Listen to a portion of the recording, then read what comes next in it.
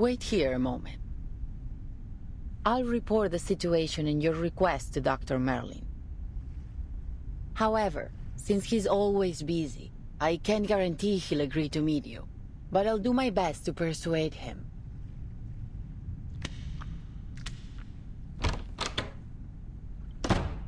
Now's our chance, Sinetto. Our chance? What do you mean, Timekeeper? It's unlikely that the jailer will let us search the central tower, even in this situation. We should take the initiative and look for clues while she's away. I see, Timekeeper. I will do my best.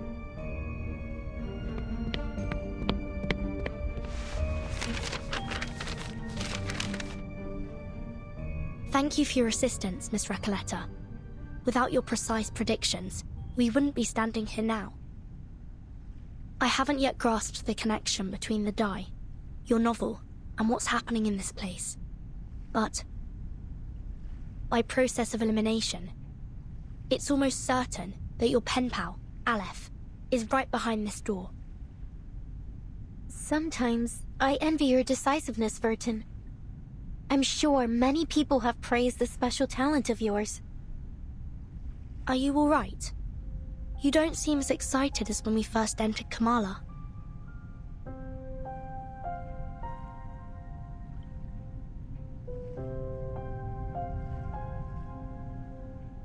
The all-seeing sentinel of the Panopticon, veiled within the central tower. If it truly is Aleph, I don't know how to face such a terrifying and increasingly plausible reality. Sorry to interrupt, but... Timekeeper, I think you'll want to see these. Sign Erd. This is a letter from Dr. Dorez.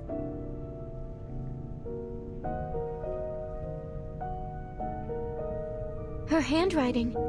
It's as beautiful as I'd imagined. Who is it addressed to? Dear Mr. Aleph. Aleph? Looks like Dorez and Aleph are acquaintances. Or at least, they've had some correspondence. Dear Mr. Aleph, my apologies if this reaches you at an inconvenient time. I am Dorez, pen name Erd, an ordinary inmate of the Panopticon of Kamala. I write seeking your guidance, if you wouldn't mind offering it to me.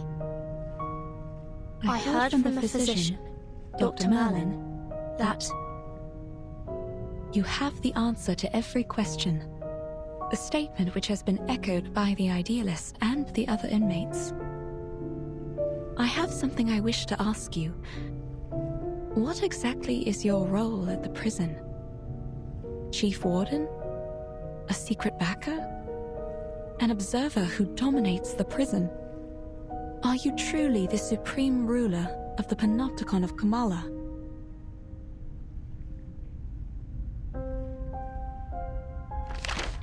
Dear Erd, I do indeed have answers for every question, including yours.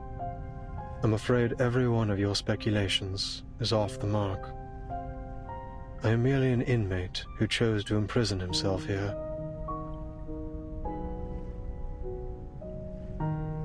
And allow me to point out that your identity isn't as ordinary as you claim. Why is it that you, my fellow inmate and guest of Manus Vindictae, are so interested in Kamala?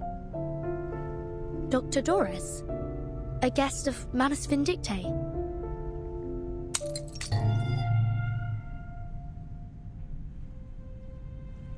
It came from inside the room. Do you think they're okay?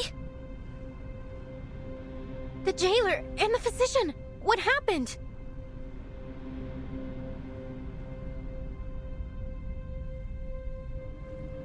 I'm not sure, but it could be bad. Come on, let's go in and see if they're all right.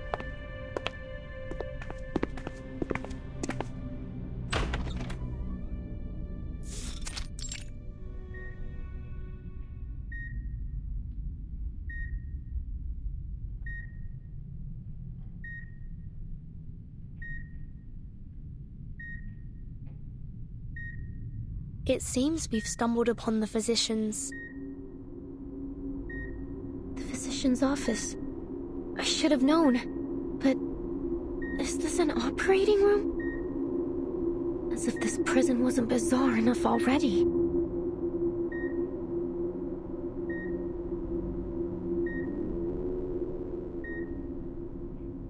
Didn't I tell you to wait outside? What do you think you're doing barging in like this?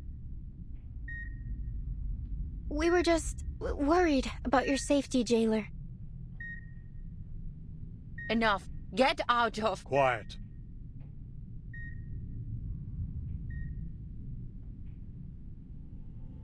The reptilian complex governs all our fundamental functions.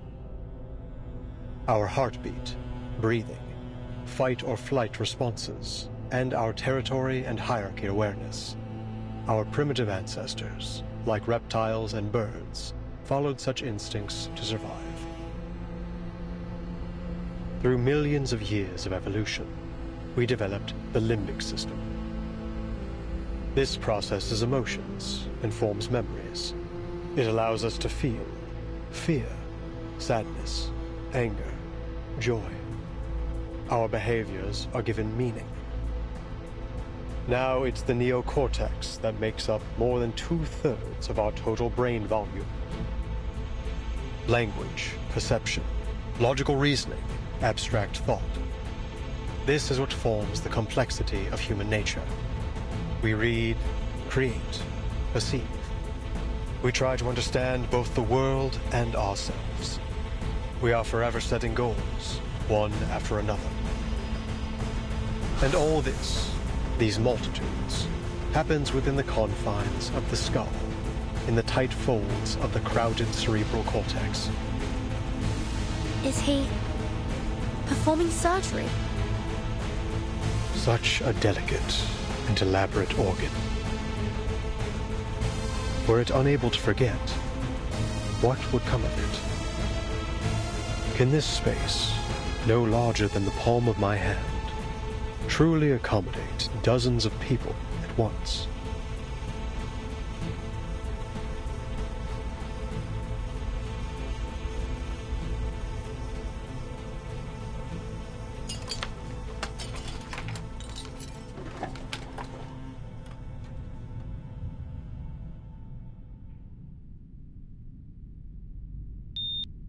What's happened to the patient? It looks like he's dying.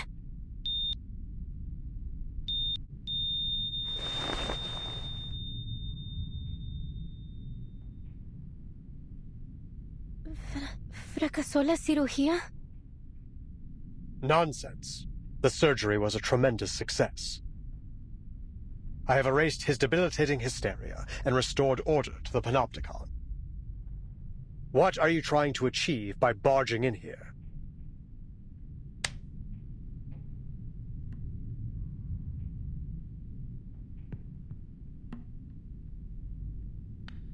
Forget it. The next operation requires my attention. Jailer, show them out. Bring me the next patient in 15 minutes. I'm sorry, Miss Burton. I'm afraid you have to leave now.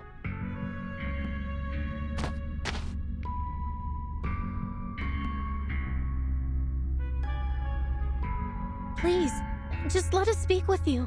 It'll only take a moment. I have something very important I need to ask.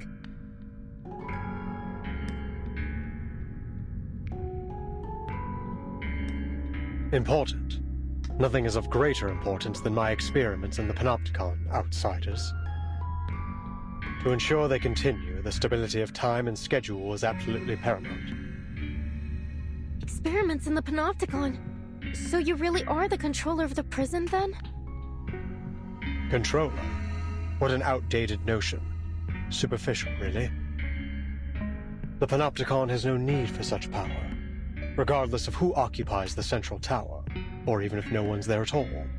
Every inmate is both the observer and the observed, both wielders and subjects of power. Achieving such a state requires no physical or violent measures.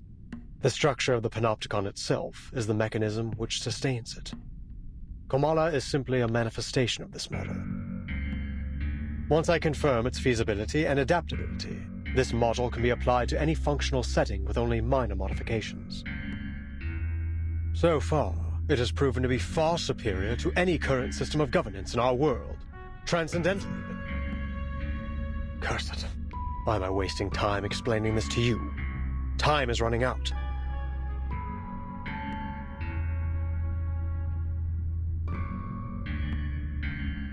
Dr. Merlin, you keep mentioning time. What exactly do you mean by that? Really? You need to ask? Even those oily-headed lunatics know it. The end of this era is imminent, is it not?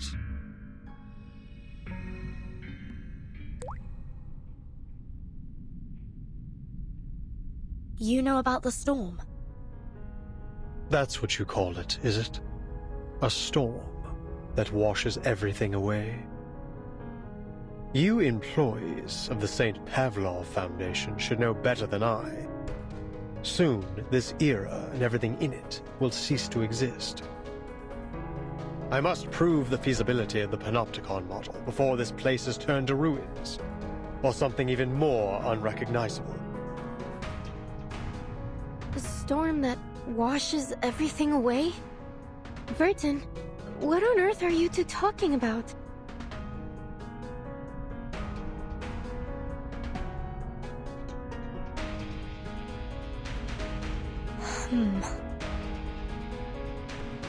No one can predict the era to which we will be reversed. I have seen the eras change time and time again. The transformation of this place, over and over. But no matter which era each of these 9 storms, as you call them, has taken us back to, Cordeismo continues to plague this land. Dependency theorists, martyred revolutionists, I've seen them all. You, young writer, are no different from those intellectuals who were swept away in the rain. There is no romance in this era, only the repeated cycles of madness and brutality. An endless, meaningless struggle. Only in this forgotten corner can we momentarily escape the plundering of the marauders and the chaos they unleash. Although it won't be long before this place is looted by those oily-headed lunatics. Just as it has countless times before on this land as rich as silver.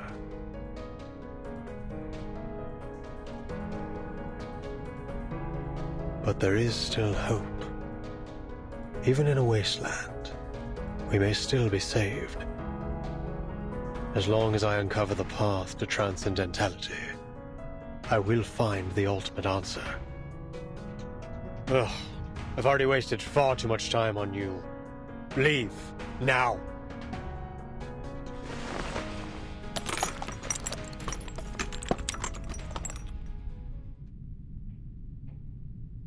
You heard him. Please don't press things any further. All right, Senor, I get it. Obviously, you don't want to discuss my novel with me anymore, so I won't insist upon it. All the letters we wrote to one another, all those inspiring revisions and suggestions, I guess they meant nothing to you.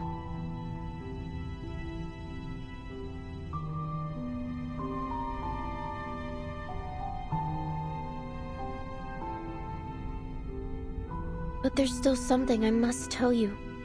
Jailer, could you please allow us a private conversation with the No.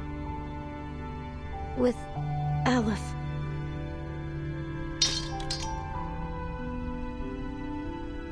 Leave us, jailer. I'll spare these outsiders 5 minutes.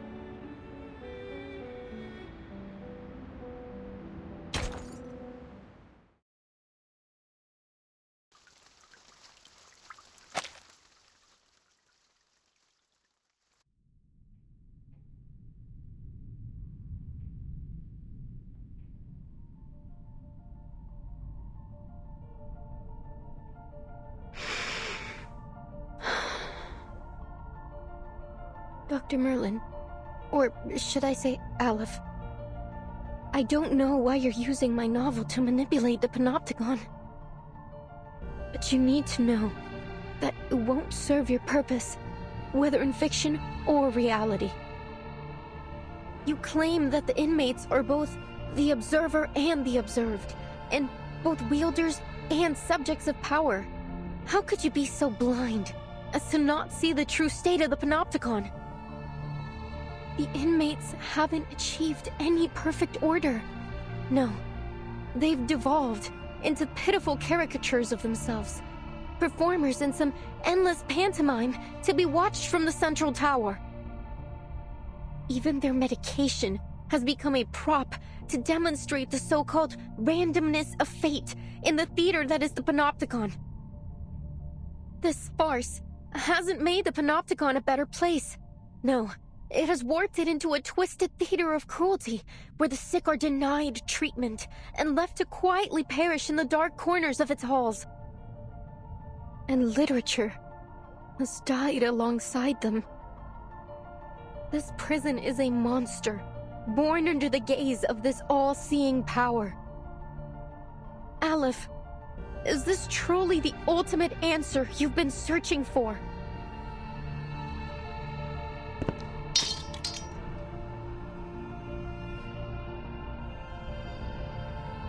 What? Are you suggesting that this is the answer I've reached?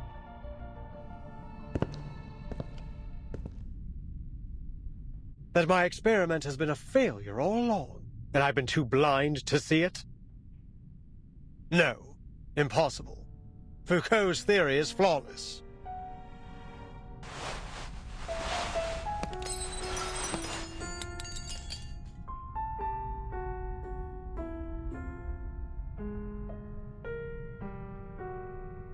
I have removed every obstacle to the running of this prison. It is pure, sacrosanct. I have constantly re-evaluated the system, adjusting my instructions to my subordinates to ensure the most efficient maintenance of the established order. And now, you stand here and tell me that everything I've done has been meaningless from the very beginning? That the power model I have implemented has already been replaced by an alternative? No, outsiders. The perfect order of the Panopticon shall not be disrupted. I will not be swayed by your lies. This facility is superior to all others. Nothing here escapes my notice.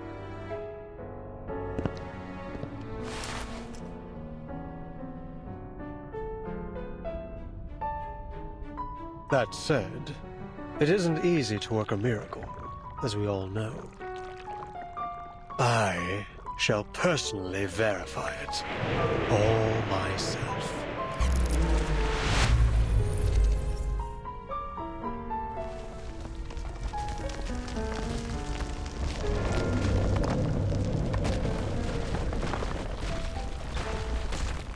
What's happening?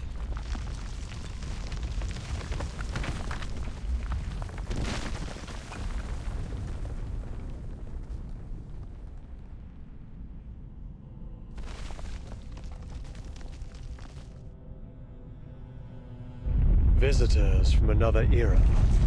You have come here with plagued ideologies in an attempt to break the subtle balance of the Panopticon. But did you not notice the tiles beneath your feet?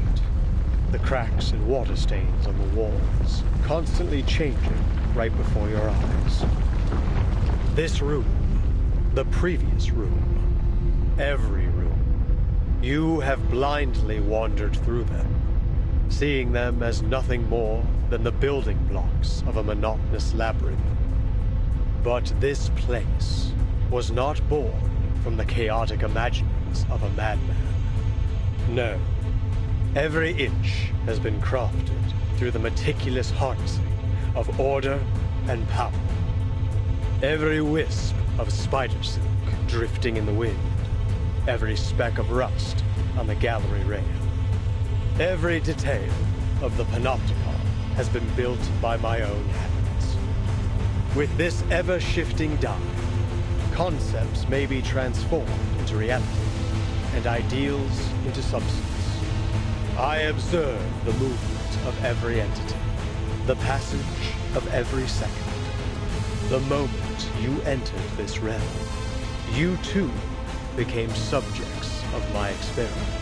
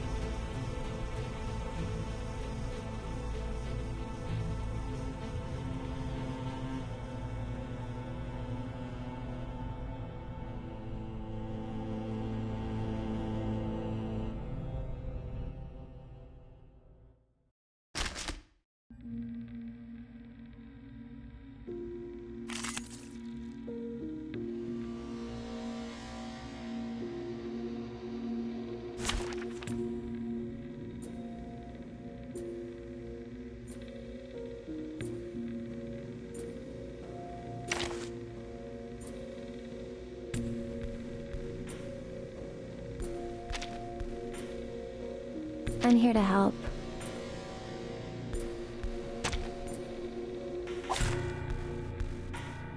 Embrace rather than resist.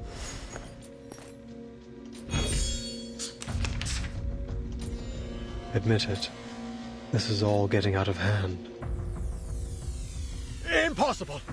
All is under the Die's control. What may appear to be chaos is nothing more than a temporary deviation.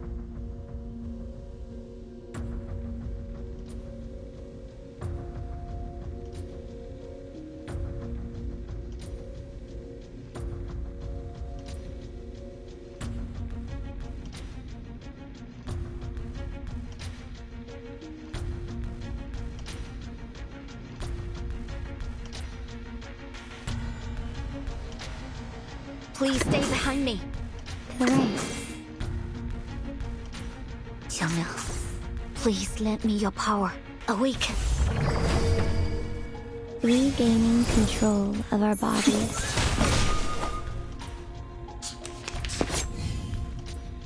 My responsibility.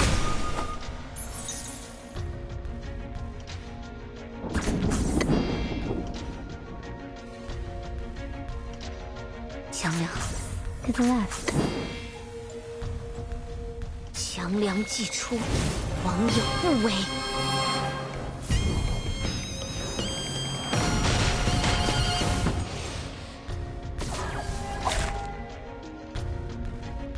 It's special, precise, perfect.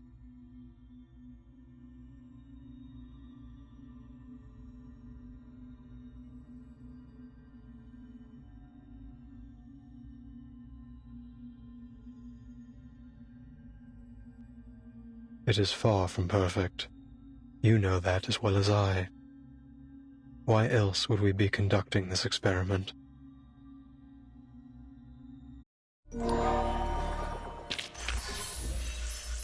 Victory?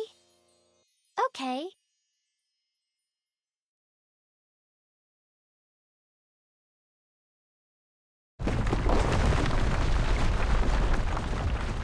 This happened when the Idealist was attacked too. To think we've been trapped in a prison fabricated by a die all this time. Did the physician really build all this with such a small, simple object? The distortion is getting worse. Prepare yourselves to fight or flee.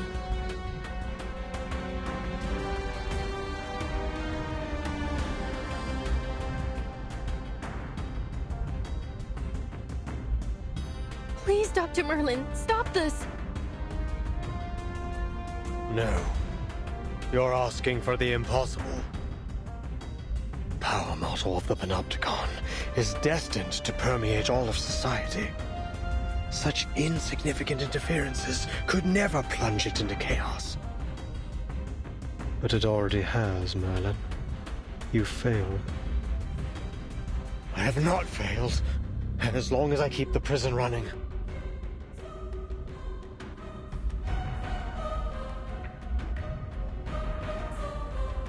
It isn't your power model running the prison. It's the die. It's simply a form of magic, unrelated to the microphysics of power you seek. It provides no aid in your experimentation with power. It's a false hope, a castle in the sky given to you by the military junta and Manus Vindictae. Manus Vindictae? So you really are working with them. What exactly do you intend to do?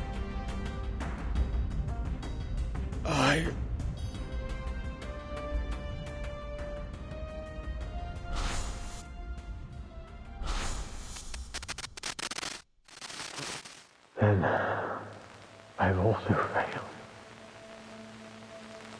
I've ended up a pathetic fool, lost in the chaos of reality. Just like the idealists chasing visceral realism, Paracelsus seeking the fountain of youth, and Zahir obsessing over the one-sided coin. When did it all start falling apart, Aleph?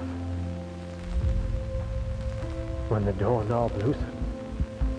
When the prisoner's wounds started to fester?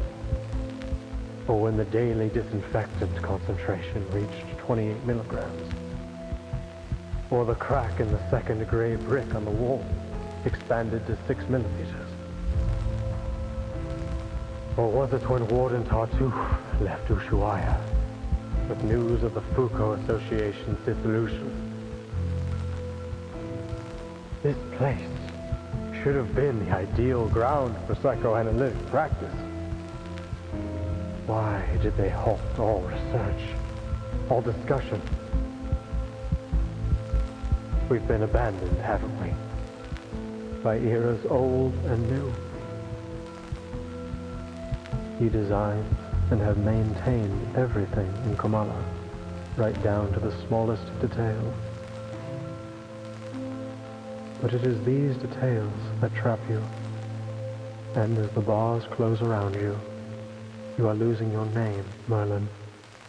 And you're becoming a physician, a man forever imprisoned within these walls.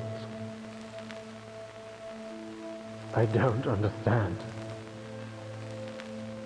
All these false eras are like a dreadful novel with no conclusion. Trying to find answers within such things is, in itself, a mistake. Much like them, you are destined never to attain transcendentality.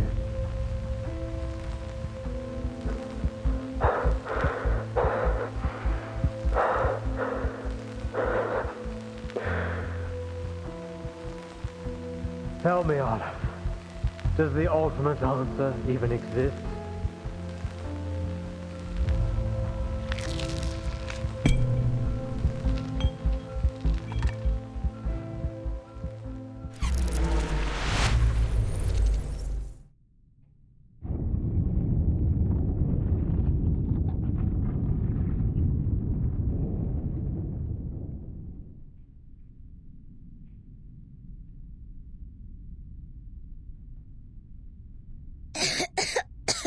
Timekeeper, are you alright? Yes. And you? And Miss Recoleta? Are you okay? Miss Recoleta?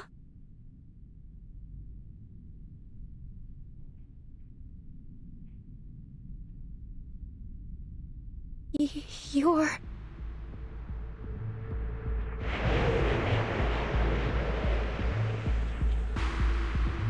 The word utopia derives from Greek.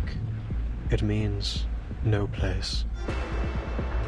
People cannot understand the structure of the labyrinth, yet they continue to follow its paths. They cannot comprehend the mechanics of fate, yet they believe in its jurisdiction.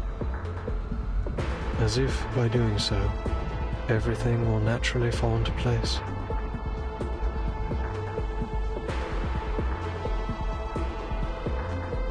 And now, the polar night approaches. How good it is to see you, pen pal.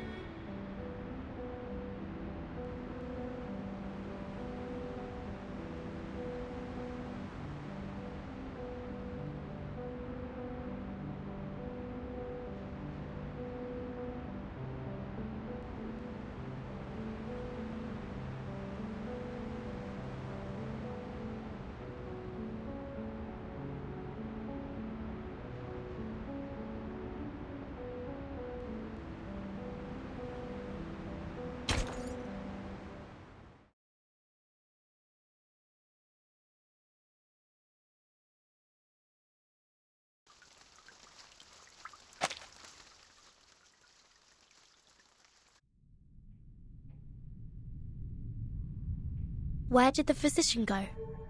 Wait. Sir?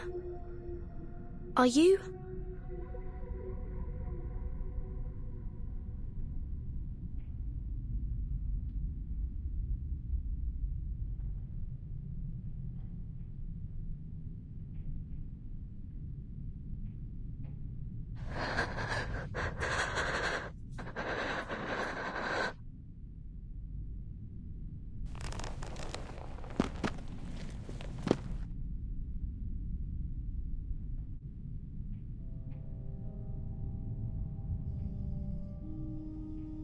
Aleph.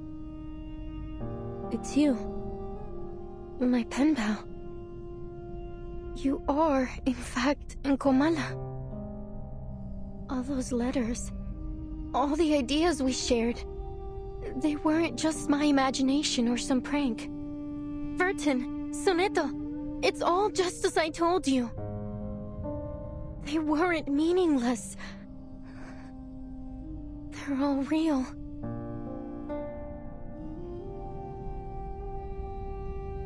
So, sir, are you Aleph, the ruler of this prison? Are you the one controlling the Panopticon with the die? The one hiding Miss Dores's whereabouts? What curious inquiries. Quite different from the last 2,666 questions I've received. My guests, you may call me Aleph, or by any other name, be it a symbol of God's oneness or a farcical epithet. I am merely one of the many prisoners who voluntarily reside here, a single letter in the alphabet of the Panopticon. A letter? The way you speak is quite different from Dr. Merlin. Still, I wonder what your relationship is with him.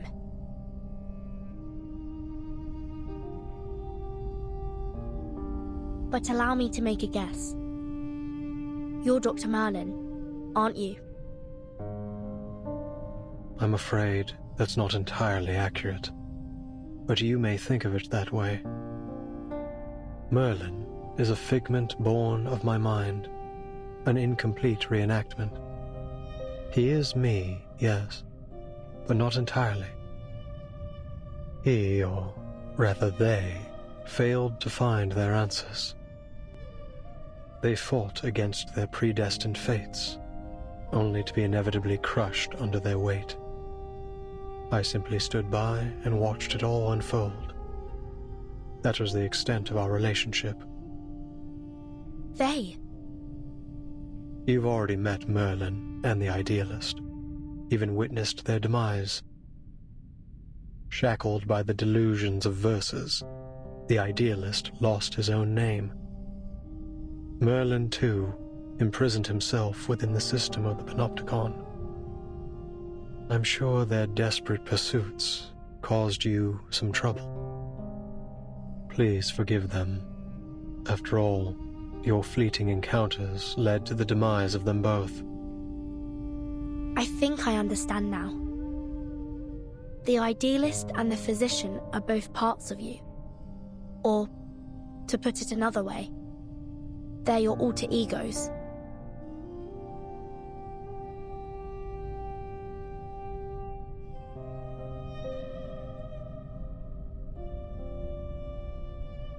The physician mentioned Manus Vindictae. What's the relationship between this prison and the Manus? Visitors from the Foundation. We all witnessed those eras perish. In 1977, not long before the fourth storm, I arrived in Ushuaia. Shortly after, some members of the National Foucault Studies Association reached out to me. But it wasn't just them. An arcanist organization called Manus Vindictae also approached me. Each of them wanted answers. They named me their advisor. You acted as an advisor to the Manus? The two parties presented me with a concept and a parable, respectively. A concept And a parable?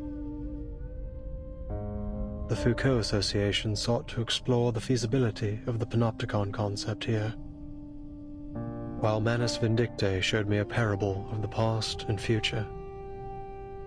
Day and night, I wandered through endless texts, endless realities, as I searched for answers. And thus, Merlin was born. He was both an experiment and a price I paid. A new concept, a new direction. Pursuing such things always leaves me confined by the limitations of human knowledge. Merlin spent his entire life exploring Foucault's theories in pursuit of that singular yet infinite answer. What about the Manus, Mr. Aleph? You didn't explain why you helped them. Explain why? Because they asked me to, just as you have. I simply worked to answer their questions. So you're saying that, to you, we are no different from Manus Vindictae? And if we ask, you'll answer us, without holding anything back? Is that not precisely what is happening this very moment?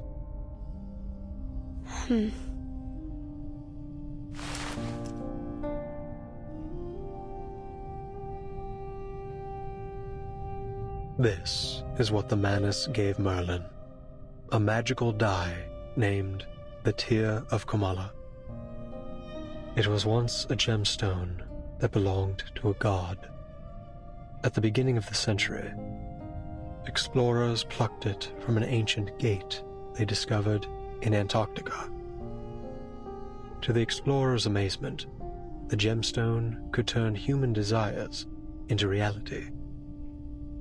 So they cut it into a die, a symbol of fate, and used it to build a sanatorium, which was later transformed into the panopticon you are standing in right now.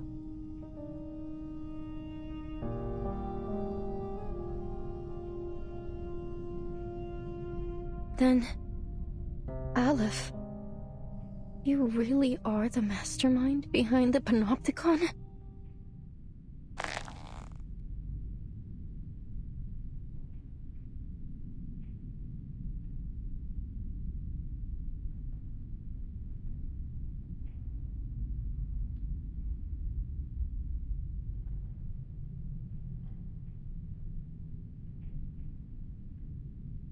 You said Merlin used the panopticon to seek his answer.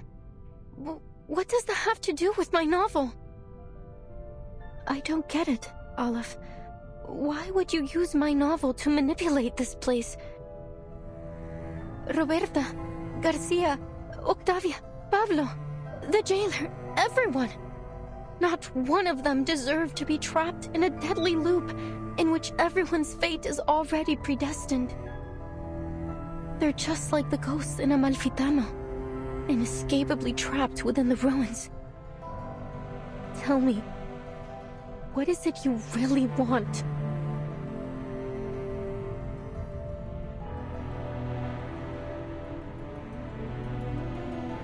It's not about what I want. It's about what you want. The third line of your first letter. You said you wanted to give the rise and fall of sanity an ending.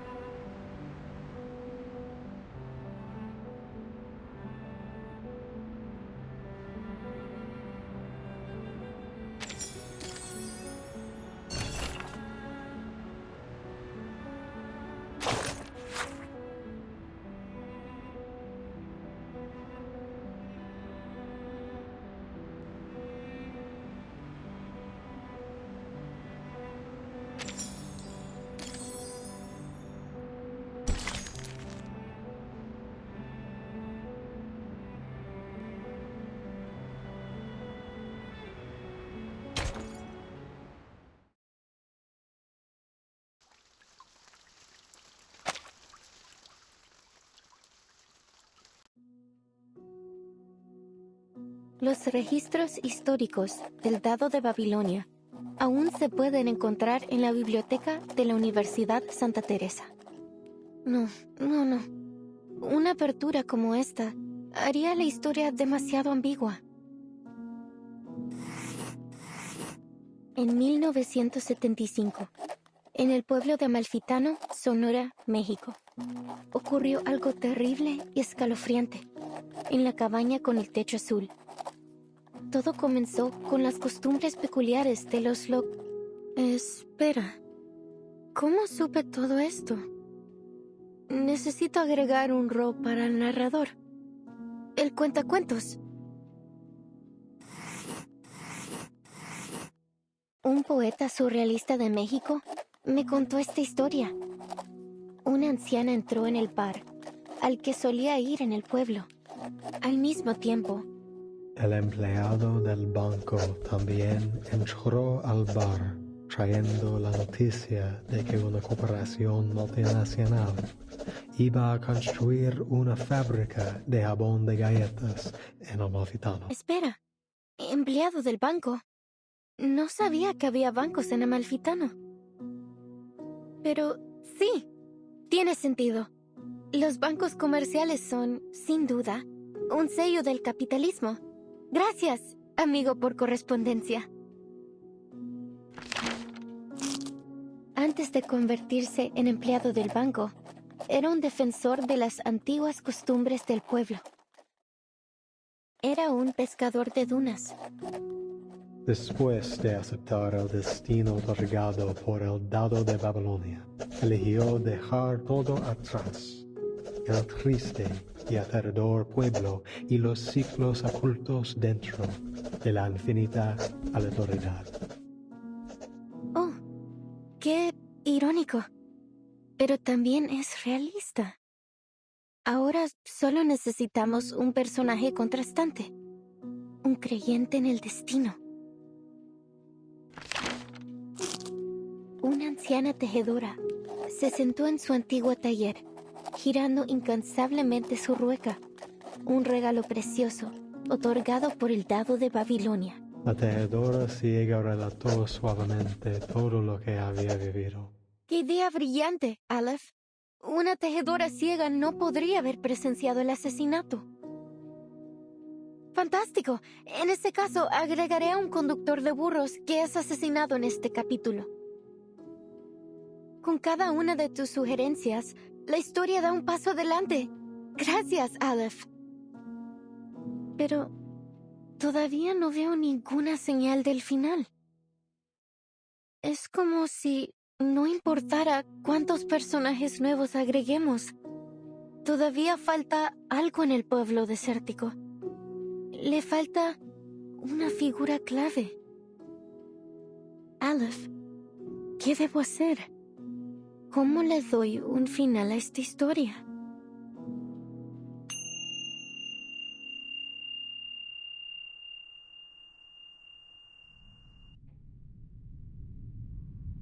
Tú misma me preguntaste, ¿cómo le doy un final a esta historia?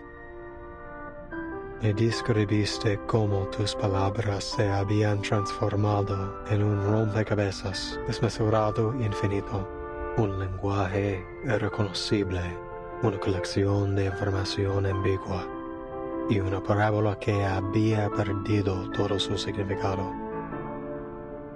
La ausencia de un final aún te roe, atrapándote para siempre en ese abrasador pueblo desértico.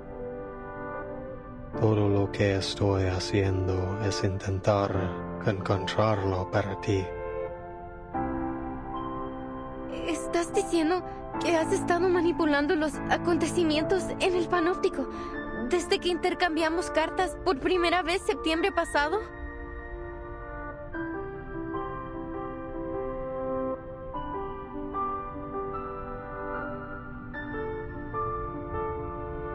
Sí, cada vez que revisabas la novela, se hacían ajustes correspondientes en el panóptico. Reflejar fielmente las complejidades de cada detalle era clave para asegurar que la historia avanzara sin problemas. Estos ajustes los manejaba principalmente Merlin, a veces el idealista, y antes de ellos, Zahir y Paracelso. ¿Cada vez? 6 versiones de la historia del Amalfitano ya se han desarrollado en el Panóptico.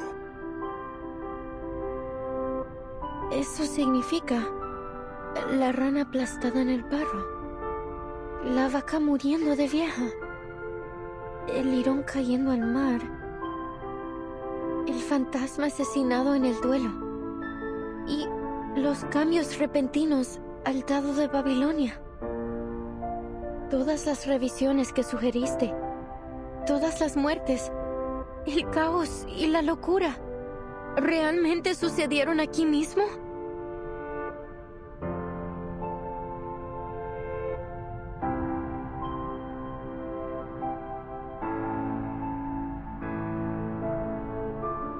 Incluso la eternidad tiene sus límites, Recoleta.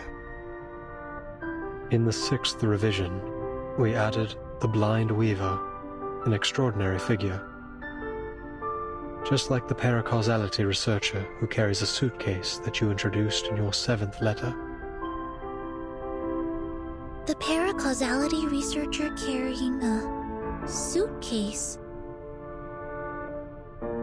Miss Recoleta, is this character really based on the Timekeeper? What? Of course not.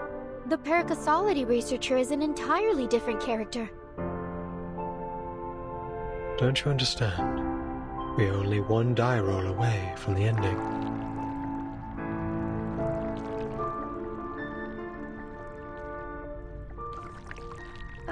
I don't. What on earth are you trying to do?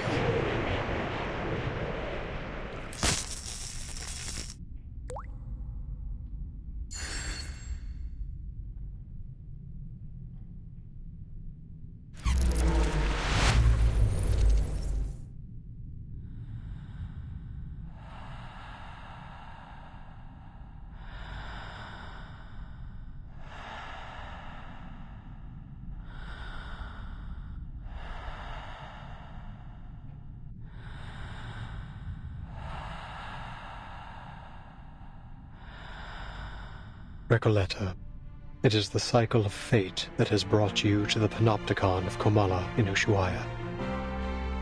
Now, return to the rise and fall of sanity. Return and become a character once more. You've been searching for its ending, but how could you possibly find it when you're no longer inside the story? I believe that this time, you will witness the grand finale with your own 2 eyes. No more sadness. No more loneliness. The answer you've long sought lies in the inevitable final row of the die. So, the jailer is the bank clerk, and Erd is the blind weaver. But what about Roberta, Garcia, and Octavia? They weren't even assigned roles. They were just playthings, helpless in the face of fate. What right do you or I have to decide what happens to them? To dictate their gains and losses? But they couldn't possibly understand such a thing, could they? To you, it's just a story. But to them, it is the manifestation of bittersweet destiny. Do you think hiding behind the guise of fiction absolves you from the reality that you've turned the Panopticon into a living hell? Yes. You're the only one who truly understands the rise and fall of sanity. Goodness knows how many manuscripts I sent out that never received a reply. I was so grateful to you for your replies, for understanding my novel.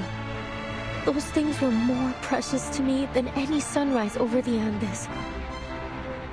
Had I known that your feedback was created in such a way, and at such a cost. I would have preferred not to receive it at all. Don't you get it?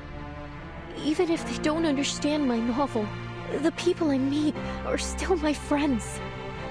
Whether we took a long journey together, or we simply chatted for a few hours, we formed an inseparable, miraculous bond.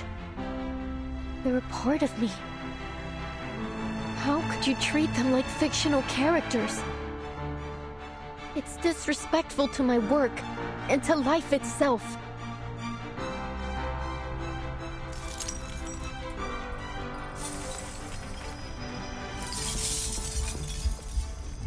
But you raised the question yourself. Why do you resist receiving its answer?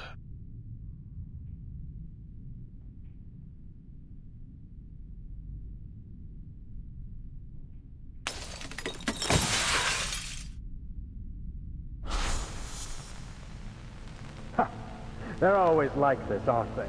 They throw a question at you, only to abandon it along with the fading of the era.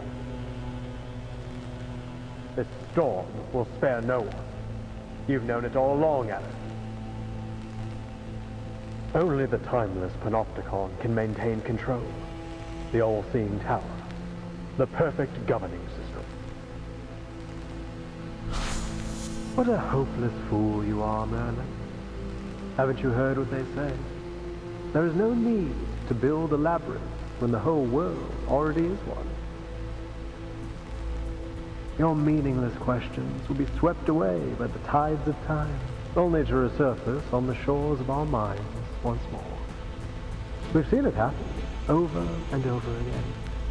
Surely you've realized by now that the only true meaning can be found in literature.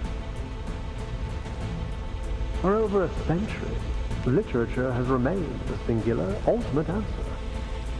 This lonely cowboy is simply feeling lost at the moment. Spare us your ramblings, my dear. You're wasting our time. Enough.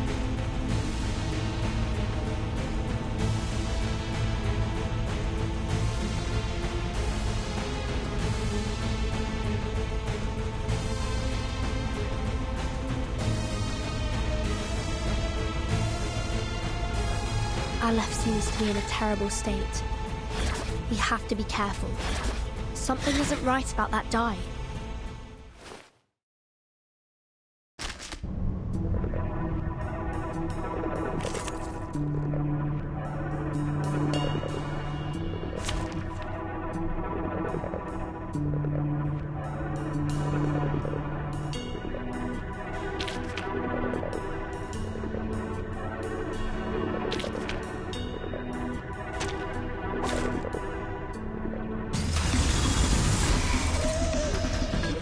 Filter complete.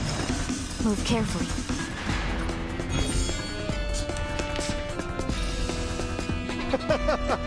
Go ahead. Keep the story going. Carry it through until we finally feel the sweet gratification of the ending. Your endeavors are doomed to fail. There's only madness in literature and art, not transcendentality.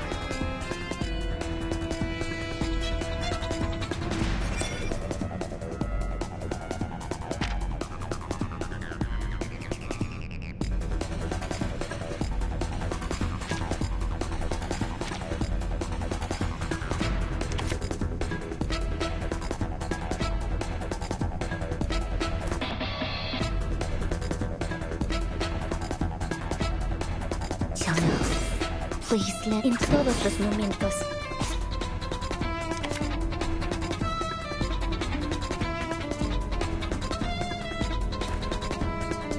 Please stay behind me.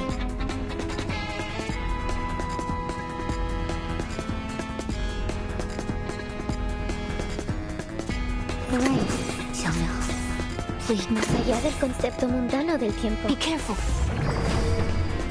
Regaining control of our You bodies. won't get away. My responsibility. Cosmología, filosofía clásica, el fundamento del mundo. Take a deep breath.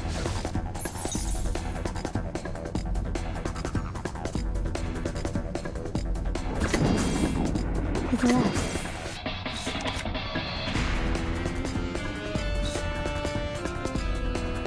Internet. It could be found. Internet. 强梁既出，王有不为。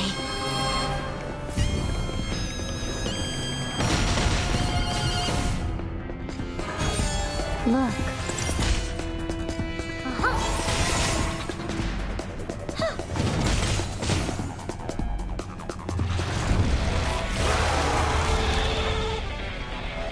Are you a rational number?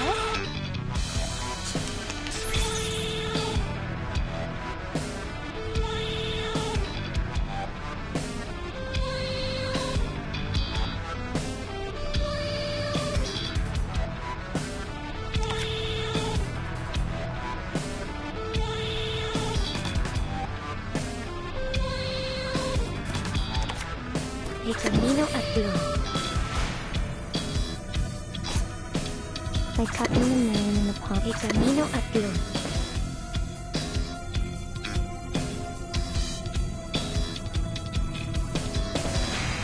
Please stay behind me. En todos los momentos. It could be found. I am the waves in the ocean and the stars in the sky. En la acumulación de laberintos, suéltalo todo una vez más.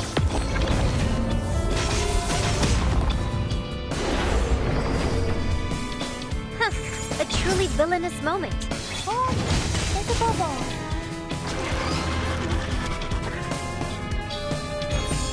These explorations, these fractures, they're all failures, aren't they?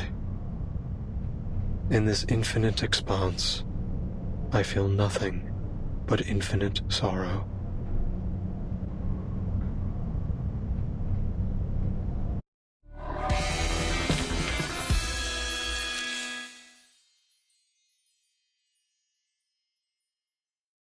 Case closed.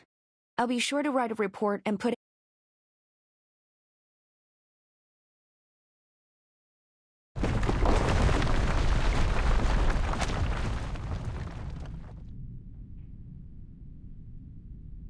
Wait! Mr. Olive? Are you human?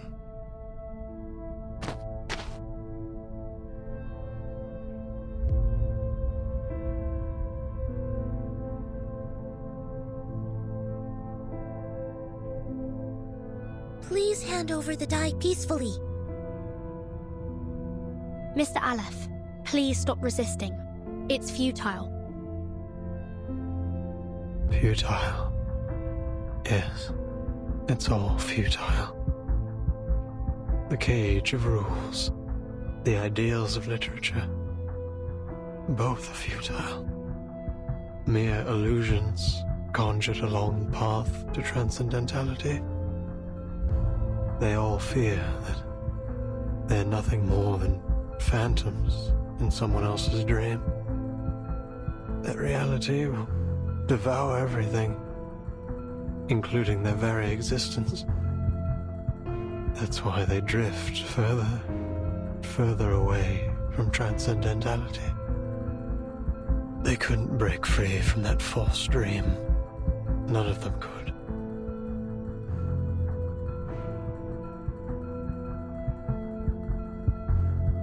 Both the physician and the idealist walked toward their own destruction, just as I expected. But your novel still has hope, Recoleta. Its ending hasn't been written yet. We cannot deny that it may be the answer to achieving transcendentality. You're not going to stop, are you?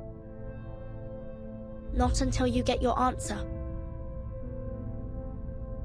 Sonetto, We have no choice but to seize the die from him by force.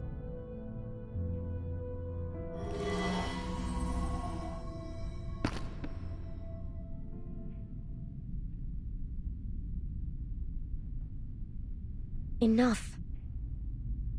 I said enough!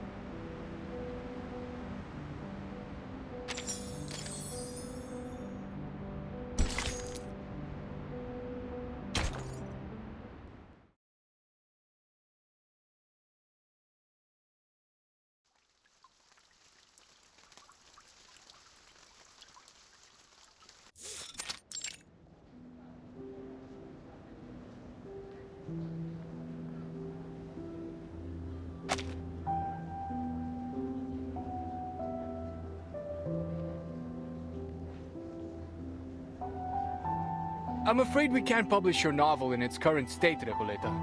We look forward to seeing more refined work from— Ah, Senor Cruz! What a pleasure to see you here. I'm an editor from the Naranja Dulce publishing house. Could you spare a moment to discuss the copyright for The Bluebird? We're huge fans of your children's literature.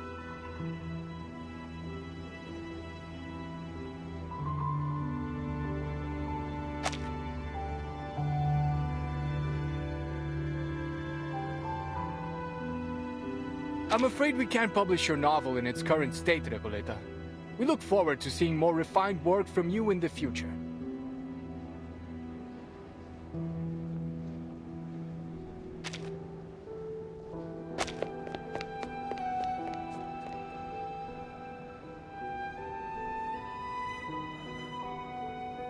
Hey, relax, Recoleta. Look at all the books around you. This place is heaven. You can't get down on yourself. Not here. There's so many writers and publishers here. It's only natural you'd be turned down 17 times. This is just the beginning.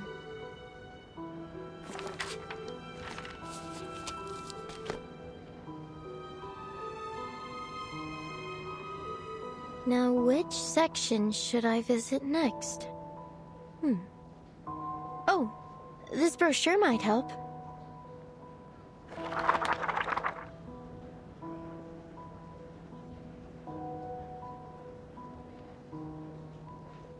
Estupendo. An exchange of ideas between writers. Nothing could be more incredible than that. I recall James Joyce was inspired by a letter he received from Henrik Ibsen. So, maybe what I need is to find someone to share my manuscript with. But who? Tadeo Emasums. Aleph. Averroes.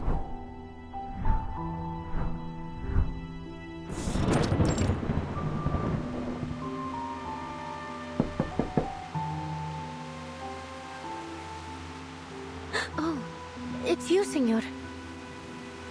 Don't worry. I promise I'll catch up on the rent next month. Although I must say, this apartment's hardly worth the price. The cracks on the walls must date back to the last century. Make all the excuses you want, Ingrid. If you don't pay the rent soon, you'll either end up in that crumbling colonial building on the corner or on the street, selling oranges at the San Telmo market. By the way, Julia told me you lost your job at the textile factory.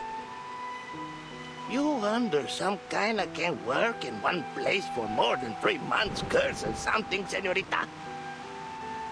Oh, you don't even want to know about the terrible things that happened in that factory. All I did was lend the oppressed workers a hand. Bah, you're just like those college kids, full of hot air. Anyway, I am not here about the rent. Didn't you tell me to watch out for your letters a while back, when you just returned from abroad? Well, here it is, a letter for you.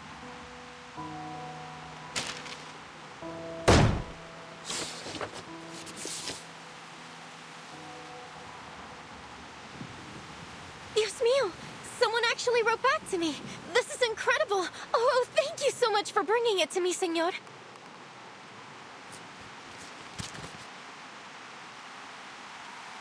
Dear Miss Recoleta, it's from, let's see, Aleph.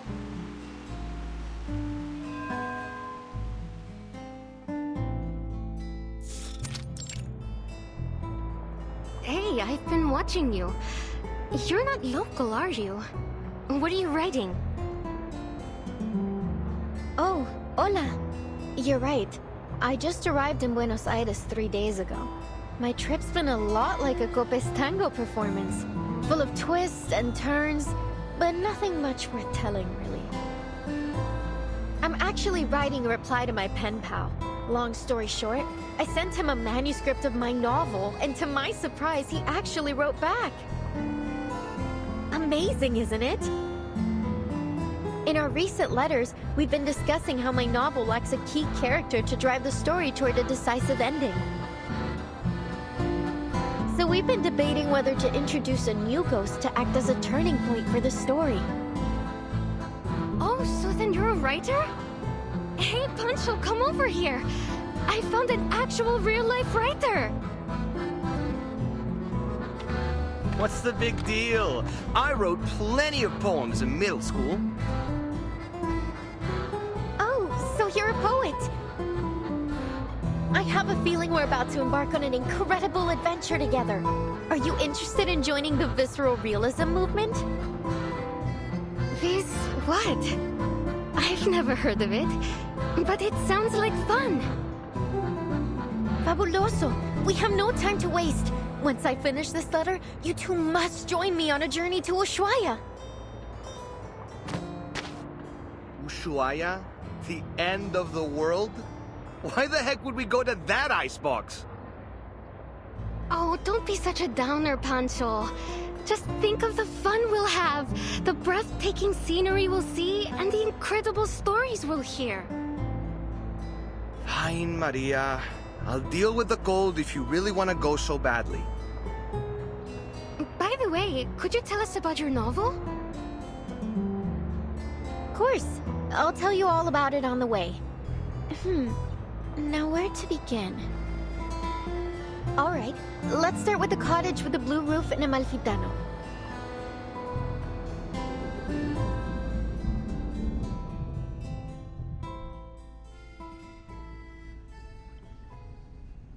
It's been 6 months since we first exchanged letters. Since then, I've been traveling. First from Chile to Mexico, then from Mexico to Argentina. And I've never stopped writing. I'm not really sure what the purpose of my novel is. I just keep writing and writing. I can't stop. What power does literature hold? What responsibilities? Perhaps only by continuing to write will I understand one day.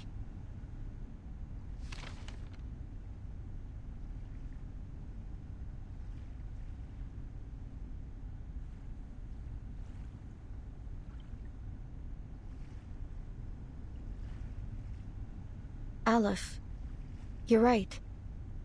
I do want an ending to my novel. But not like this. You really have no idea, do you, Recoleta?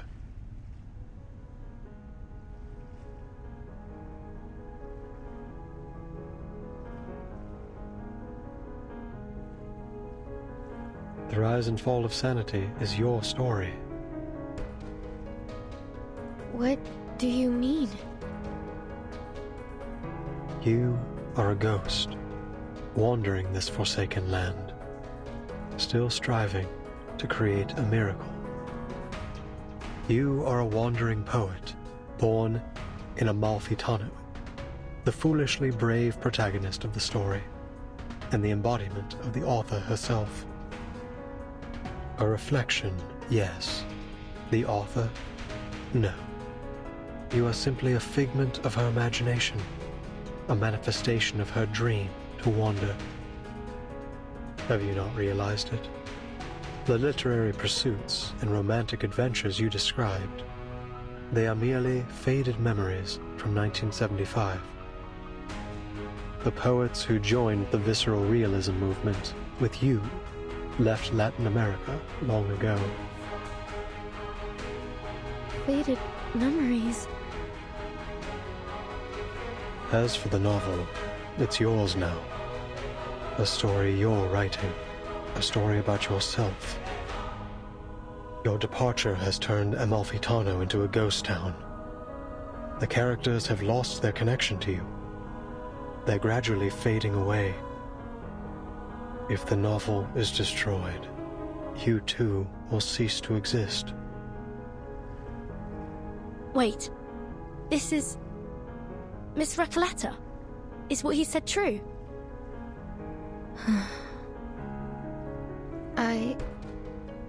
I know you never lie, pen pal.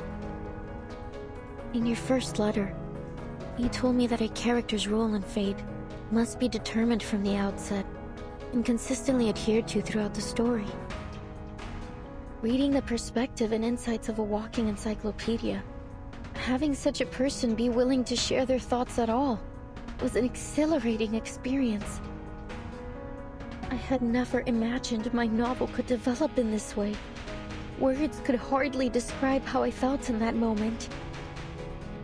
No one but you has ever understood the story of that town, let alone offered any revisions. Following your advice, I added the bank clerk, the dune piscator, the blind weaver, and the murdered donkey driver. Amalfitano was no longer an empty town with a single blue-roof cottage. The new ghostly residents had begun to fill the skies over it. The story was finally reaching completion. I could feel that the ending was within reach. I became increasingly eager to meet my pen pal. I couldn't get the thought out of my mind. I wasn't sure what I would say to this Aleph. A simple thank you, perhaps, or maybe a discussion about the future of Amalfitano with its sole reader. Or maybe I'm no different from everyone else. Led up the garden path by fate.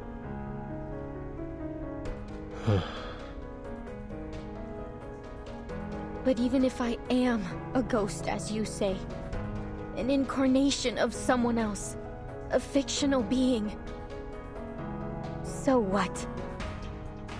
My resolve will not waver, even if my existence is bound to fade away. Because this isn't what literature is supposed to be. You once told me there isn't an ounce of reality in fiction, only voids and glorified lies. Let me tell you this. Whether real or fictional, corporeal or intangible, I have accepted corrupted my existence. Now, let's put a stop to this, Aleph.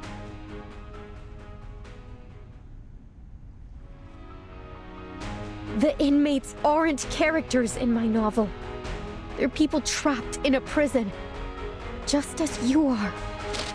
By simulating my story here, you have made me into some kind of god, a guilty, false creator, a dictator of fate.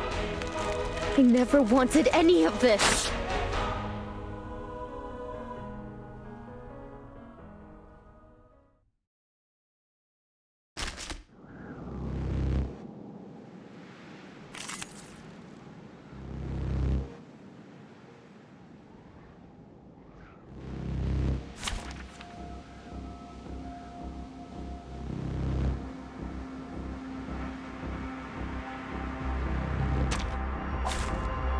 Filter complete.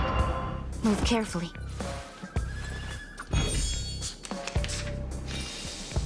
¡Lo veo! ¡La frecuencia perfecta! ¡La admirable aleatoriedad del destino! Creo que lo he encontrado. La fuente del Dao de Babilonia. Las deudas de los muertos. Esas facturas. Todas han sido hechas trizas. ¡Ya no estoy atrapado!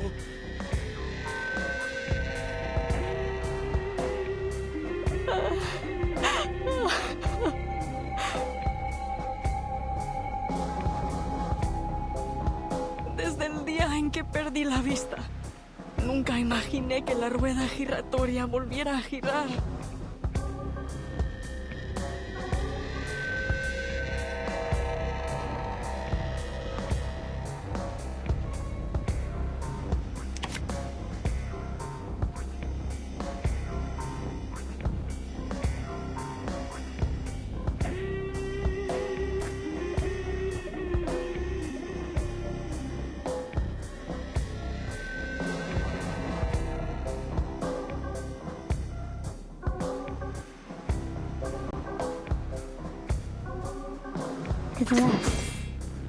Más allá del concepto mundano en todos los momentos.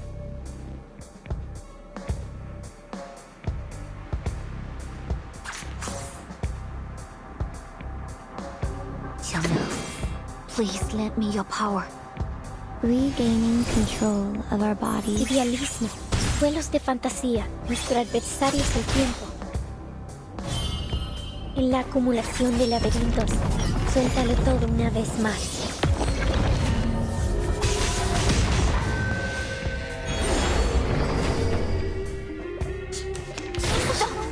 You won't get away.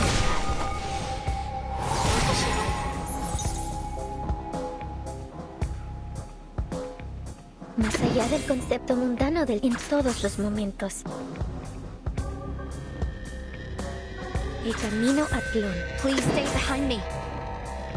Cosmología, filosofía clásica. Nuestro aliado es la verdad.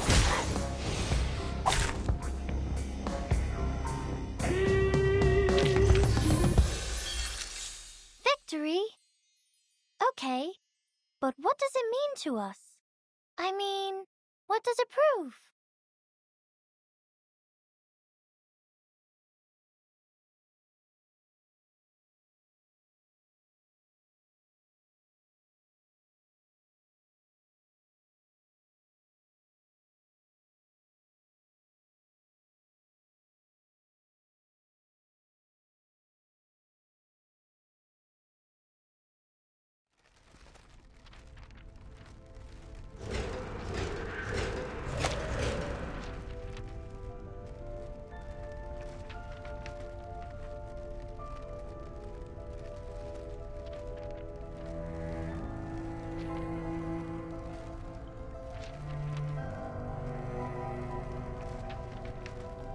Huh?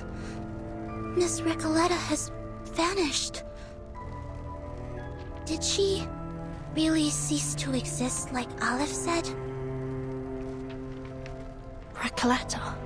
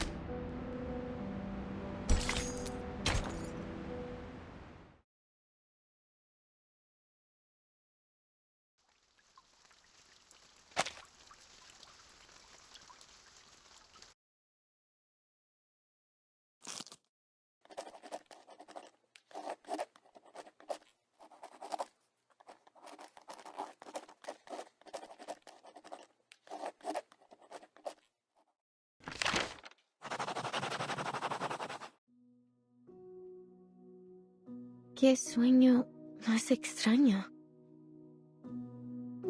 El sabor de la realidad, tan amargo y triste. Pero lleno de pensamiento dialéctico. Tal vez la gente del panóptico reflejaba mis pensamientos internos.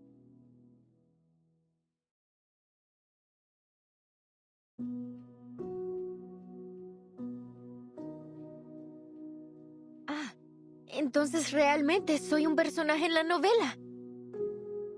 La misteriosa cabaña con el techo azul fue mi hogar todo el tiempo.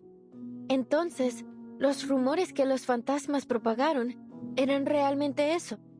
Rumores.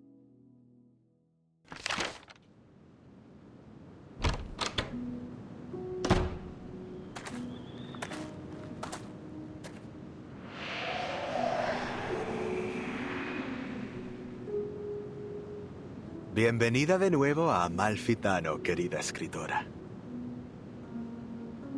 Gracias, querido ícono del capitalismo. Pero, ¿no desgarré esta novela en pedazos?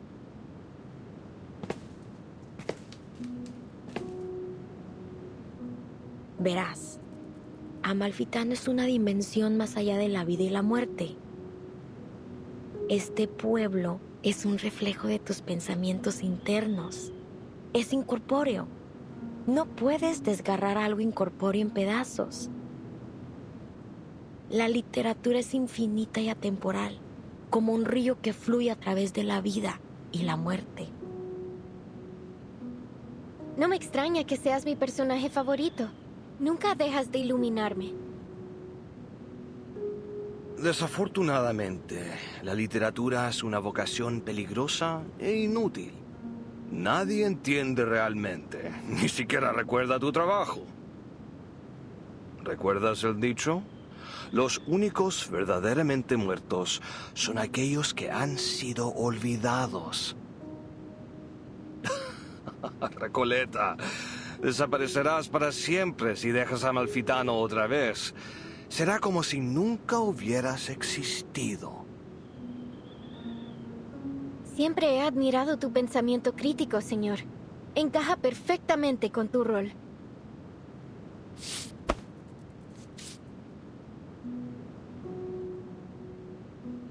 Todo estará bien, Recoleta. Lo que sea que haya pasado, ahora has regresado. Eso es lo que importa. El dado de Babilonia rodará de nuevo. Y cada uno de nosotros obtendrá nuestros finales. Así es. Resuelve el asesinato en el bar y pon mi alma en paz. Libera al pueblo de la locura infligida por el antiguo espíritu. Arregla la aleatoriedad del dado de Babilonia y aplana la frecuencia catastrófica. ¡Lánzala una vez más, Recoleta!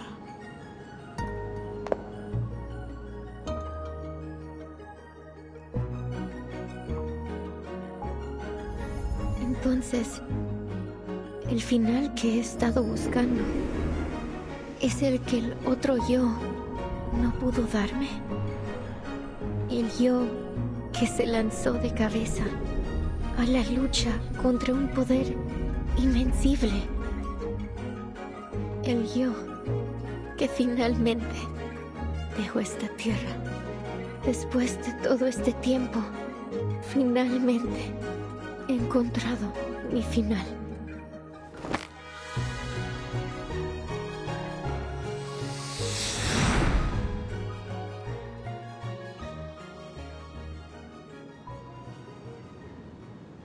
Solo un lanzamiento más y todo habrá terminado.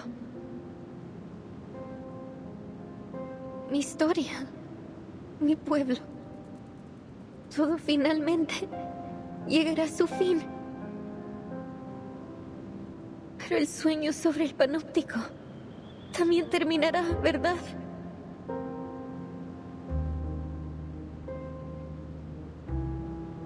Oh, cariño, es solo un sueño. No me digas que estás abandonando tu búsqueda de toda la vida por un miserable sueño. Este sueño es cruel. Nadie entiende esta gran novela ahí ni este pueblo asombroso. Pero aquí, eres una verdadera escritora. Este es tu hogar, Recoleta. Pero ya extraño a mis amigos en ese sueño. Existe, así como este lugar existe. Pero nosotros también somos tus amigos, Recoleta. Podrías desaparecer si dejas a Malfitano. ¿Estás segura de que quieres irte?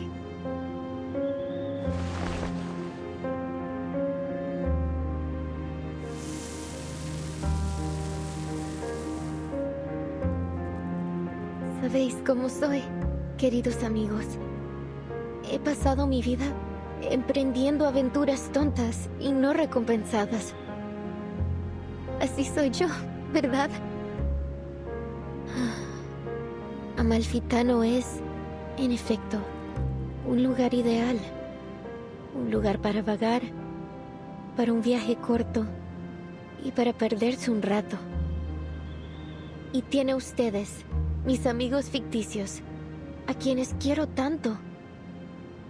Pero debo regresar a mi sueño y ver a mis amigos ahí. Ellos son igual de importantes para mí.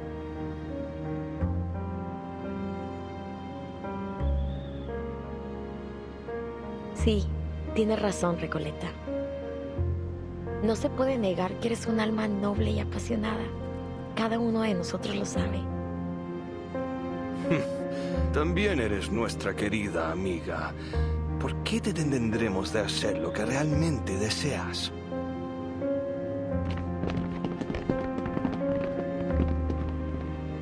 Te deseamos lo mejor, Recoleta. Buenas noches, querida. Que tu sueño sea dulce esta vez. Gracias a todos, mis amigos. Nunca los olvidaré.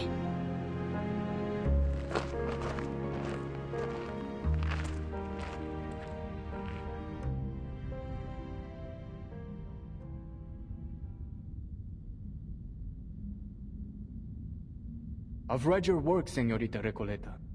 To be frank, it lacks both depth and breadth. This town of yours is still far from reflecting the complexity of society, and the narrative lacks a discerning perspective. It still needs some work if you want it to truly resonate with our audience. Just go for it, Señorita. You're at a perfect age to explore, experience, and learn.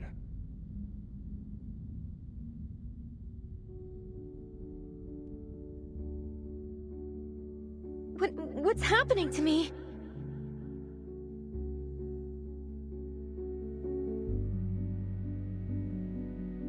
Ah, of course. The rise and fall of sanity is my story. So, even though the novel's been destroyed, the story, and myself along with it, lives on in the minds of those who read it. Thank you for your feedback, editor. Even here in this great expanse of darkness, I can still hear your words. You have my gratitude. Thank you for reading my novel, even if you didn't understand it, and likely never will.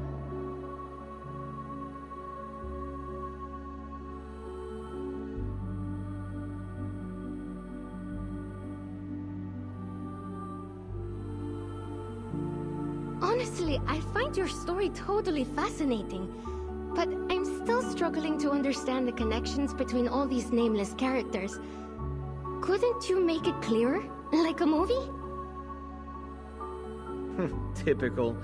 Trust a writer to try to be all obscure and mysterious. Maria, Pancho, you guys are the best traveling pals I've ever had.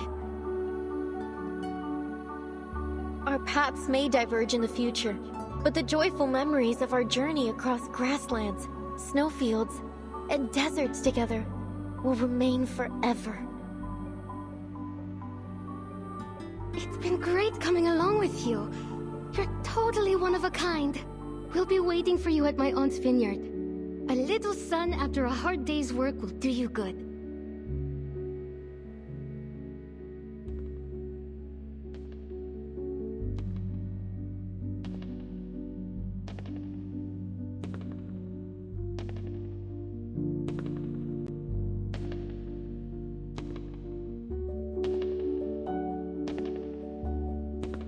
There is ambition in her writing. It's passionate and poetic, fractured and chaotic. But when viewed as a whole, her work feels like little more than a superficial illusion. It lacks the depth to truly touch the soul. I will refrain from offering further comments until she stops romanticizing her childish adventures. To put it bluntly, her phraseology feels overly deliberate to the point of distortion. Her verbiage is like a collection of vague sentiment bubbles.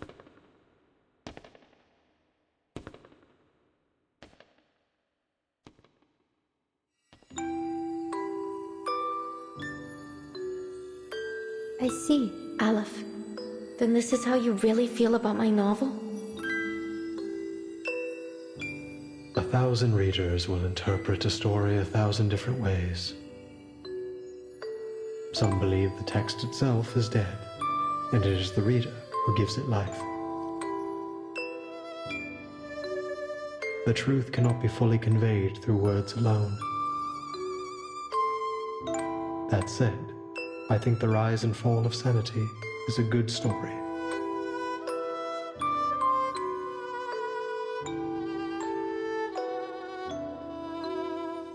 Oh, so the Eternal Paradise is a library of sorts, just like I always imagined. Or is this just another reflection of my inner thoughts? I like it here. It's nice being surrounded by literature. But it's time to go back to reality.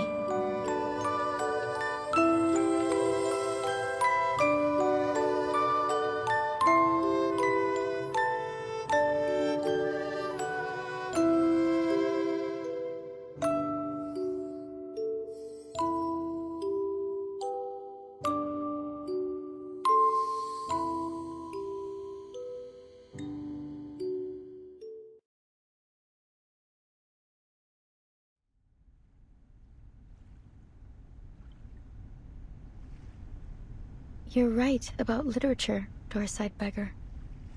It is a dangerous and futile calling, but I still believe in it.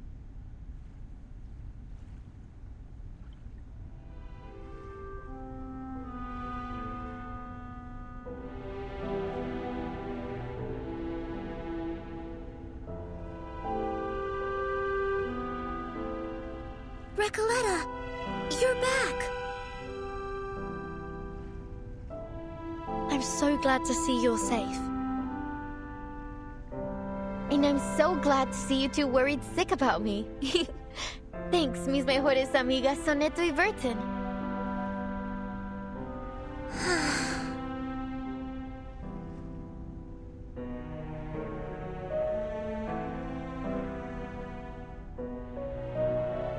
See, Aleph? I still exist. Amalfitano is gone. It's all over. You're simply a wandering ghost now, never to return home again. You may still exist, but Amalfitano will never get its ending. You have nullified its existence, rendering all of this meaningless. I'm sorry I couldn't answer your question. I've failed once again.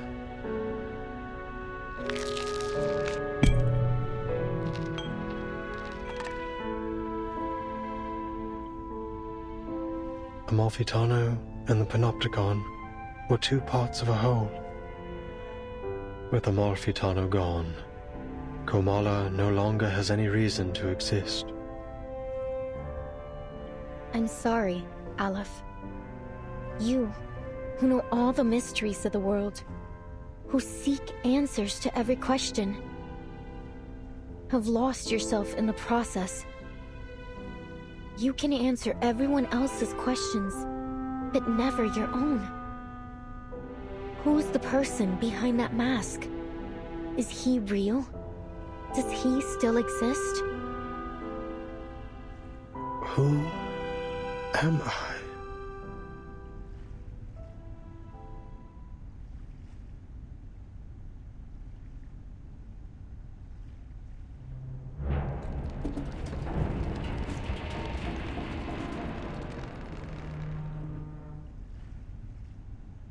Stay vigilant, everyone. This is just like when the Idealist and the Physician had their meltdown. Only this time, it seems even worse. I think Aleph is trying to tear down the Panopticon.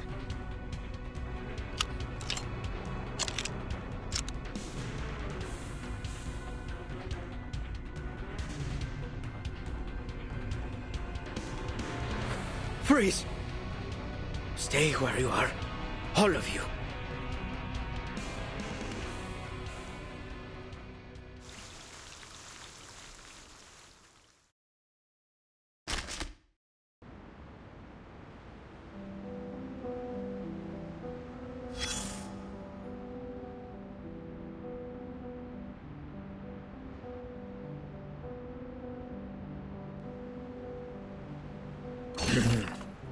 Take a deep breath, soldier. The smoke's cleared now. This story, this battle, will soon come to an end. A writer has departed from her domain, leaving her creation scattered behind her, like blood-soaked bandages and fragmented skulls in the trenches.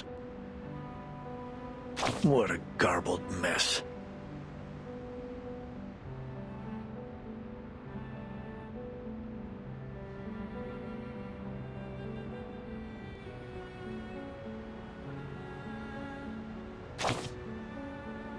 Glad we're on the same page. Thank heavens my commander wasn't some kind of literature, else I'd have been blown to bits before I could decipher their poetic orders. Well, it's all thanks to a certain writer, the embodiment of the wandering poet and traveler from Santiago to Buenos Aires. She impressed me with her precious experience as a cafe dishwasher and campground caretaker. What really rekindled my sense of humor was her seriousness about her literary pursuits. You'd understand what I mean if you'd ever heard a cheesy joke at a comrade's graveside. Drawing strength from her wanderings and rebellious exploits, she attempted to change society, wielding the sword of literature as a revolutionary intellectual and a leader of thought. Some would hail her as a battle angel of Latin America, with words as piercing as bullets and poems as powerful as tactical bombers. You stand firm in your beliefs, huh? Well, maybe that's a good thing. A commander has to trust their soldiers, or they'll be forced to surrender before long.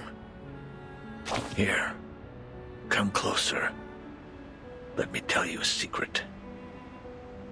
Many, if not all people, foolishly think it's the executioner who drops the guillotine blade, the powder that fires the bullet. While they're half right, they're substantially inaccurate. Craters on the battlefield aren't the result of bombs, but a clashing of ideologies. A trigger pulled long before the powder ever ignited in the barrel. As for literature, well, it's probably best not to buy too much into the Latin American boom. Forget about the status report from earlier. That said, at least there's one thing that's certain. Books can bite back, and they'll leave scars.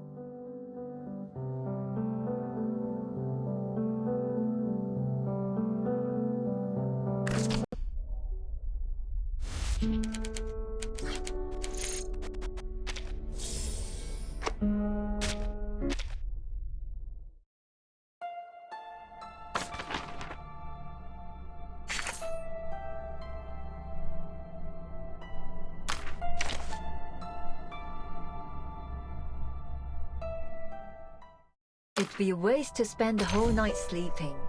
Why not join us for a game of mud?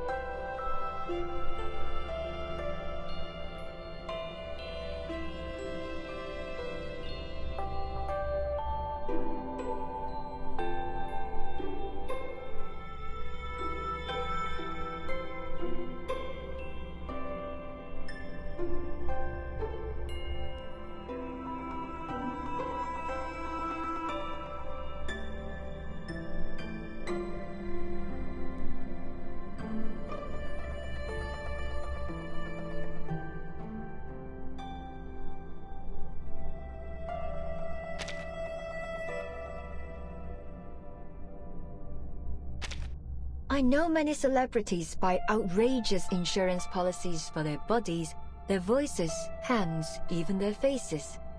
Some people suggested that I insure my head like that, and honestly, I've thought about it.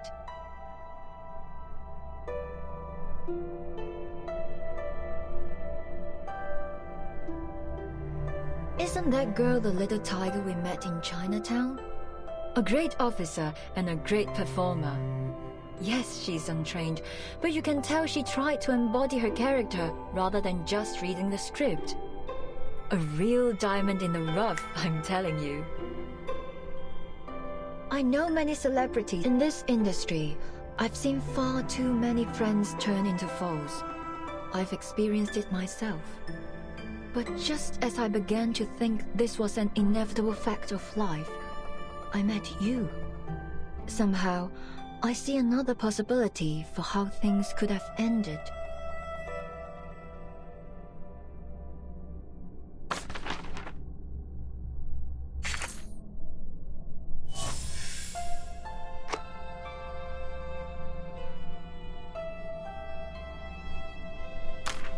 I'll keep making films till in this industry, I didn't appreciate what I had when my body was healthy.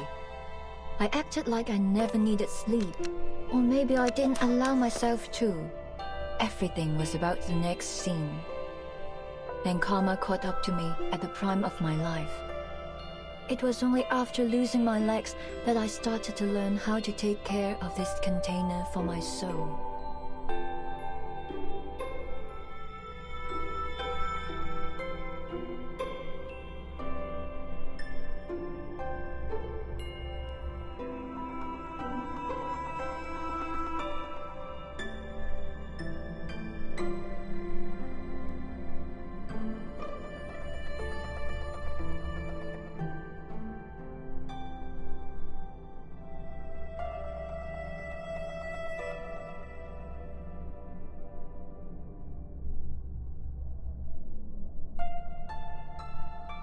In a way, you remind me of the big shots I met in Hollywood. Always busy, always asking you to wait a minute before running off. Luckily, those big shots tend to fall on the big side, so my puppets can always catch up.